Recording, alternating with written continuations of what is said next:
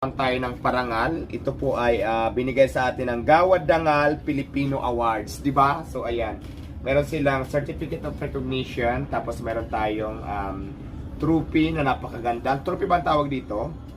Trophy. So ayan, pangatlo na to nitong buwan na natanggap natin. So maraming salamat sa mga taong sumusuporta sa akin, tapos maraming salamat din sa mga taong nagtitiwala sa akin. Alam mo, sa totoo lang, nagpapasalamat din talaga ako sa lahat dahil sa dami ng tao dito sa Pilipinas na ako ang napili para mabigyan ng award na kagaya nito. At hindi lang to first time, pangatlo na po ito na natanggap ko nitong taon. Ay, nitong buwan. Buwan lang, di ba? Kasi sunod-sunod eh. Kaya maraming salamat. Ang award na natanggap ko pala ay ang Most Sensational Media Personality of the Year. Ayan. Ang nagbigay sa akin ng award ay Gawad Dangal Filipino.